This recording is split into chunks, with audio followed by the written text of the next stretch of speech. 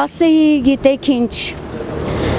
վերև նայի, ժամանակ կգա, որ ամեն մեկս պետք է կանգնենք արդար դատավորի առաջ,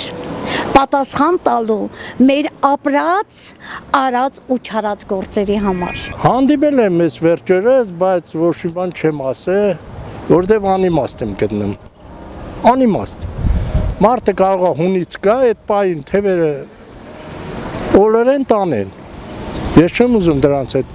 բայց ես կասեմ ամեն ինչ Ալեն Սիմոնյանին էլ եմ ասել, այն ինչ անունը, լիքն է ինստեղ, սաղին էլ ասել եմ, սխալ է, ձեր կուրսը, ձեր բռնած գործը, ձեր քաղաքականությունը ավելի լավ է գնացեք, 8 տարի թալանիք, բավարարվեք։ Հիմի նախկինները ինչ արել են նախկինները, մենք մերժել ենք, հիմա նորից նախկինները մտցնում եք մեր աչքը, որ ինչ, 18 թվին ես էլ հույս ունեի, որ փոփոխություն անելով ինչ-որ հարց կլուծվի,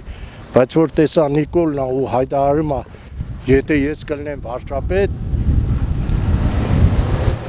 կամ ես կլնեմ, կամ ոչ մեկը, ես եմ ու ինչա դու հավերժ վարչապետ ես,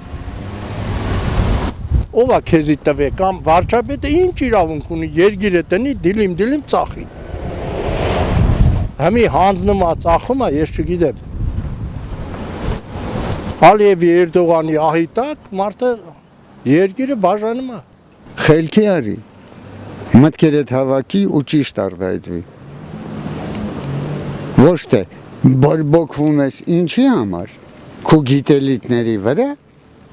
որ չես կարող բառը նորմալ արտահայտվես։ Այ որ Արեգին հանդիպել Փաշինյանը, ինչ հարց կտայք, ինչ կասեք նրա։ Կախի այդ 52,000-ով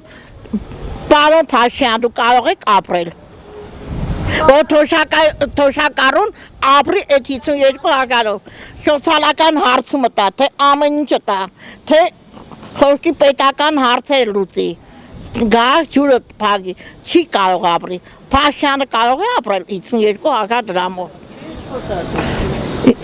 Քիչ չեմ խոսա, որովհետև Փաշյանը մեր ղեկավարն է, բայց խոսքի 1-5-ը իր երեխաներով 52,000-ով